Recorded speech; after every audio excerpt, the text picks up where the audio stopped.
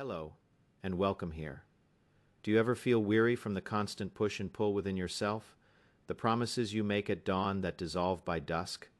This endless cycle of striving, of trying so hard only to feel you've fallen short once more. This inner monologue of self-blame, this feeling that you lack a fundamental strength that others seem to possess. It can leave your spirit feeling frayed, tired, and that you were never meant to conquer yourself through sheer force.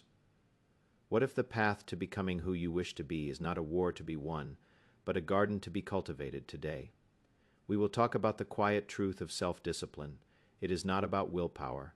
It is about systems. It is not about forcing, but about flowing. So take a slow, deep breath. Let the tension in your shoulders fall away. Let's begin. Willpower is it frames your own nature as an adversary. It is a battle fought on a field you were never meant to defend, against an enemy that was never truly your enemy. You believe you must be a warrior when you were born to be a gardener. Willpower is a finite resource, a flickering candle in a vast, dark room. You use its precious light to fight shadows, to stay awake, to resist the urge to rest. But eventually, and in the ensuing darkness, you blame yourself for not being a brighter light, instead of questioning why you were fighting the dark to begin with. The myth of willpower tells you to hold your breath underwater for as long as you can. When you finally gasp for air, it calls you weak. The wisdom of systems teaches you how to swim. It teaches you to work with the water, to understand its currents, to become buoyant. It doesn't fight the nature of things, it harmonizes. You blame the river for flowing, not the fragile dam you tried to build with your bare hands. This relentless focus on willpower is a story of scarcity. It tells you that your strength is limited, and you must hoard it, ration it, and feel guilty when it runs out. But your potential is not a shallow well. It is an ocean, and what you need are not buckets, but channels to guide its tides. Willpower is a constant. It's the voice in your head that says, "Just this once," followed by the other voice that says, "You must be strong." This inner dialogue is exhausting. It consumes the very energy you need to create, to love, to simply be present. A system ends the negotiation before it begins. The choice is already made, embedded in the world you have designed. To rely on willpower is to stand at a crossroads 100 times a day. The crossroads simply disappears. The shame that follows a lapse in willpower is a heavy cloak. It convinces you that your character is flawed, that you are fundamentally undisciplined. This shame is a far greater obstacle to growth than the original lapse. Systems remove the moral judgment. If a system fails, it is the system that needs redesigning, not your soul. The process becomes one of curiosity and engine. Willpower is the tension in your jaw, the clenching in your fist. It is the posture of bracing against a storm. It is an energy of contraction. A system is the deep root of a tree, the sturdy foundation of a house. It provides stability without effort. It is an energy of expansion, of groundedness. Willpower tries to change the person in order to change the behavior. It says, "Be a better person," and you will do. It says, "Create a better environment and better things will be done through you naturally." This is a far more compassionate and far more effective approach. Imagine trying to keep a plant alive in a dark room by shouting words of encouragement at it. That is willpower. Now imagine moving the plant into the sunlight. That is a system. The plant doesn't need to try to grow. It simply does what it is designed to do because it is a declaration, a resolution, a promise made with clenched teeth. Systems are quiet. They are the subtle arrangement of your desk, the automatic transfer to your savings account, the walking shoes you place by the door before you sleep. They work in the background, silent and steady, like gravity. The narrative of willpower glorifies the struggle. It champions the lone hero fighting against their inner demons. But life is not meant to be a constant battle. Your inner world is not a territory to be conquered. It is a home to be nurtured. Systems are the architecture of that home. They are the windows that let in the light, the walls that provide shelter, the hearth that provides warmth. Willpower is an act of memory. You must constantly remember your goal, remember your promise, remember to resist. Your mind is already burdened with so much. It frees your mind to focus on what truly matters. Will a person who lives in a house filled with junk food and who tries to use willpower to eat healthy succeed? Perhaps for a day or a week. But they are living in a state of constant temptation. Their energy is spent on saying no, What about the person who designs a system? They simply do not bring the junk food into the house.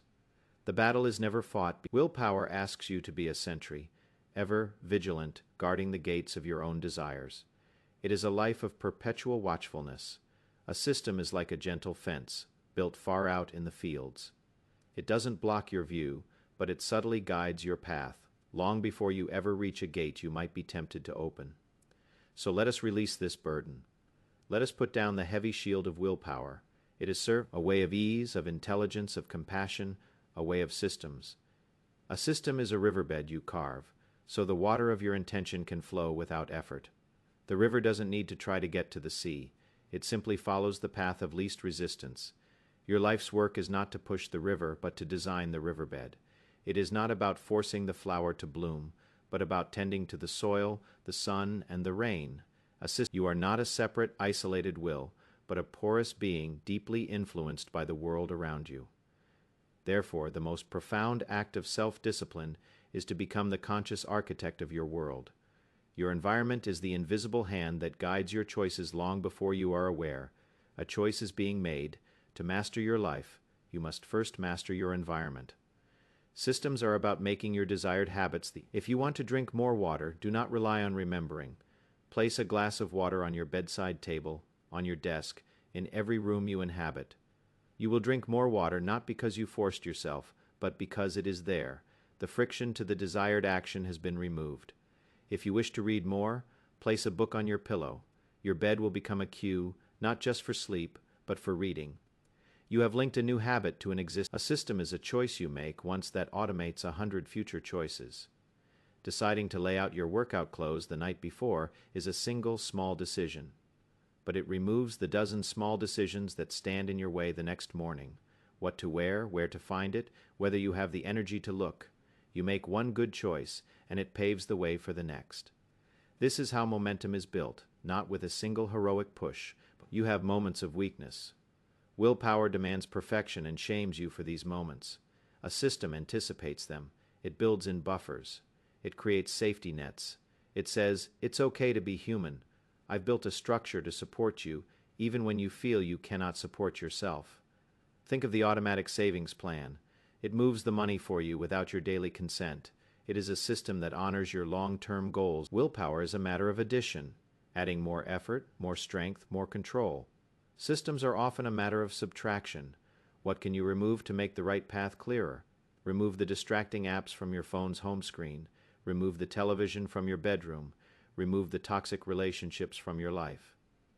Sometimes the most disciplined act is to simply remove the obstacle, rather than trying to develop the strength to climb over it. You take an abstract intention like, I want to be healthier, and you translate it into a physical reality. You prepare healthy meals on Sunday for the week ahead. You find a walking path you love. You put a foam roller in your living room. Your intention is no longer just a thought. It is embedded in the very fabric of your life. It becomes real.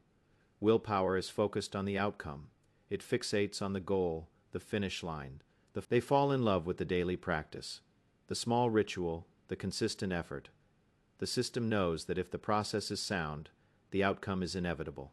It finds joy not in arriving, but in the journey itself. A system can be as simple as a rule. I never miss a workout 2 days in a row. This rule is not about being perfect. It's about ensuring that a small slip does not turn into a downward spiral. It is a pre-made. It feels like it's all on you. Systems can be shared. You can create systems with your partner, your family, your friends.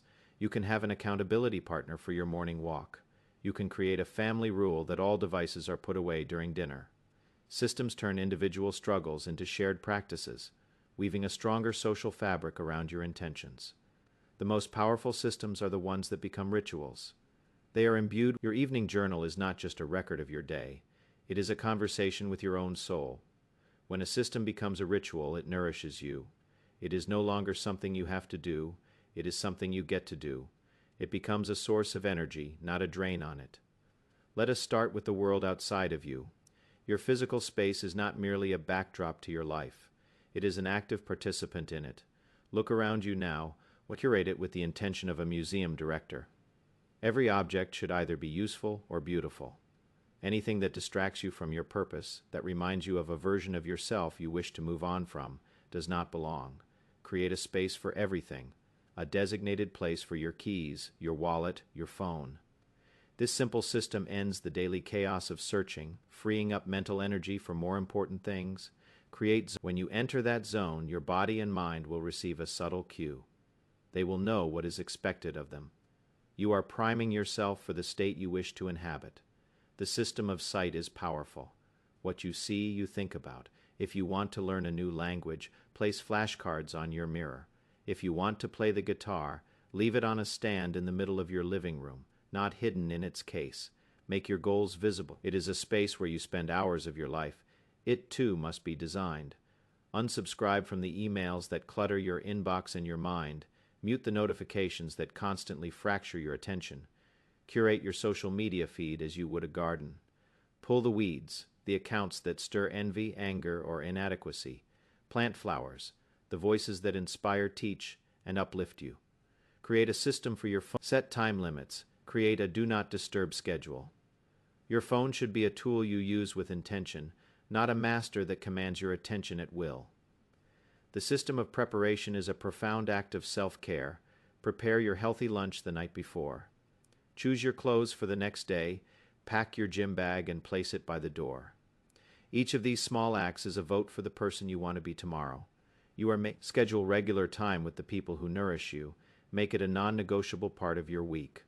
This protects your most important connections from the chaos of a busy life. Practice the system of clear communication. Decide, with your loved ones, how you will handle conflict.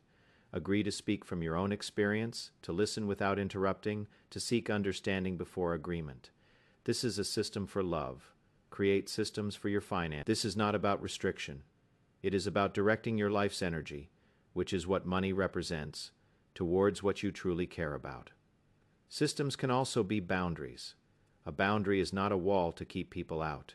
It is a clear line that teaches others how to treat you. Saying no is a system for protecting your energy and your time. It is a disciplined act of self-preservation.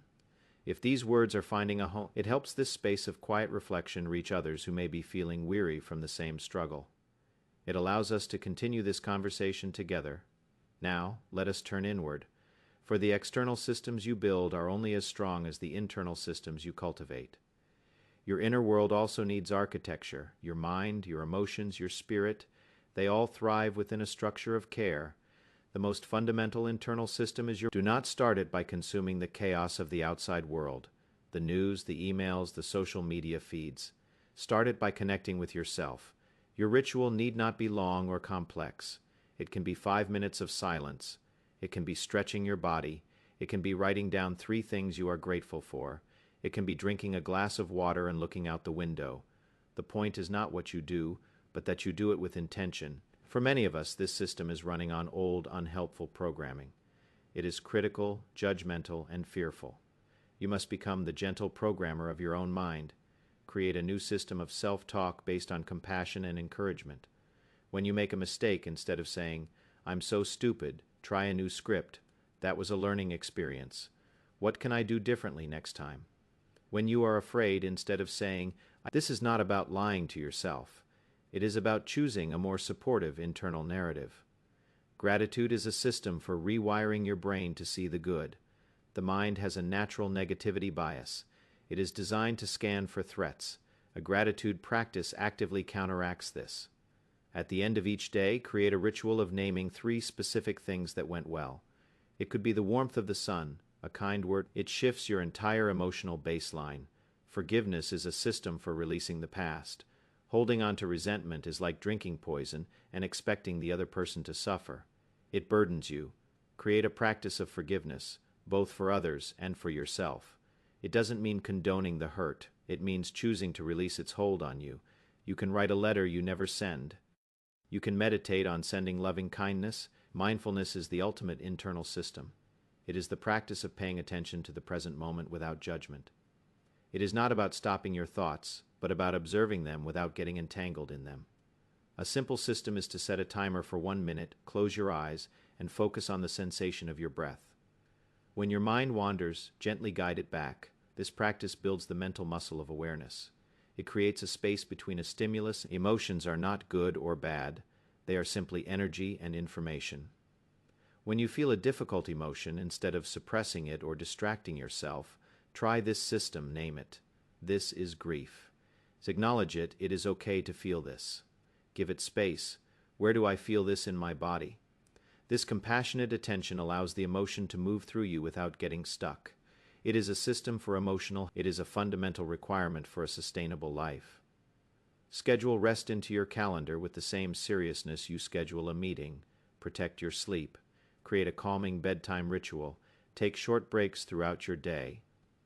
Our culture glorifies busyness, but true productivity, creativity, and well-being are born from a rhythm of effort and ease. Your values are a guidance system. Take the time to clearly define what is most important to you in life. Perhaps it is kindness, creativity, freedom, or connection. Write these values down. When faced with a decision, big or small, you can consult this inner compass. Ask yourself, which choice is more aligned with my values? This system simplifies decision making and ensures you are living a life that is true to you. It is the understanding that you are an imperfect being doing your best in an imperfect world. When you fall, self-compassion is the voice that says, "Get up, dust yourself off, and let's try again, my friend. I am with you." It replaces the harsh inner critic with a wise, loving inner mentor. It is the foundation of all lasting growth. When you begin to live this way, something remarkable happens. The struggle ceases. It is replaced by a sense of flow, of grace, of ease. This is the philosophy of effortless being. True discipline is not the act of forcing, it is the grace of flowing. You have spent so much time and love creating the riverbed that the water of your life now moves in the direction of your choosing without any extra push. You no longer need to motivate yourself to walk the path, because the path itself pulls you forward. Your environment, you no longer see yourself as someone who is trying to be healthy or trying to be creative. You simply are a healthy person. You are a creative person. Your systems have provided the evidence. Your daily actions, born from your designs, have rewritten the story of who you are. This is the difference between motion and action. Motion is trying to get motivated, planning to start, reading another book about it. It feels like progress. It is putting the phone in the other room. Systems move you from the world of motion to the world of action. You become the gardener who no longer worries about a single bloom. You don't fret over one flower that is wilting or one patch of weeds. Your focus is on the health of the entire ecosystem, the quality of the soil, the amount of sunlight, the abundance of water. You trust the system you have cultivated. You know that if the conditions are right, the garden will flourish. You are not attached to immediate results. You understand that the most meaningful growth is slow, steady, and often invisible at first, like the roots of a great tree spreading deep into the earth. Your system is your commitment to those roots. The outcome is the tree that inevitably grows. Freedom, you discover, is not the absence of structure. That is chaos. True freedom is found within a structure you have chosen for yourself. Your systems are your scales. They provide the structure that allows your life's music to be played. You begin to work with the seasons of your own life. You realize there are times for planting and intense effort, and there are times for rest and allowing things to incubate. Your systems can be flexible. They can adapt. You no longer apply the same rigid force to every day, every mood. You learn to listen to your own energy and respond with the appropriate structure of. It is a web of interconnected habits and environmental cues. If one part fails, the others hold you up. It is designed to withstand the storms of life. It is your anchor. This way of being is profoundly peaceful. The inner war is over. There is no part of you that needs to be defeated. Every part of you is welcomed. Your impulses, your desires, your moments of laziness, they are not signs of your failure. Your systems gently guide this nature. They do not try to extinguish it. You are no longer driving your life with your foot on the brake and the accelerator at the same time. You have taken your foot off the brake. You have released the resistance. You are simply allowing yourself to move forward, guided by the intelligent, compassionate structures you have put in place. You have become the architect, the gardener, the river carver of your own existence. It was never about becoming a stronger person. It was always about creating a wiser world for yourself to live in, so release the grip of willpower. Let go of the struggle. Forgive yourself for all the times you felt you weren't strong enough. You were asking the wrong question. You are playing the wrong game. Begin, instead, the gentle, sacred work of building your systems. Look at one small area of your life, just one, and ask yourself, not how can I force myself to do better? Create a life where your best self is not a goal to be achieved, but a natural state of being. A life where you can simply and finally be at peace with yourself. I hope these words have brought you a measure of peace, a new perspective. Thank you for being here, for sharing this quiet space. Until next time.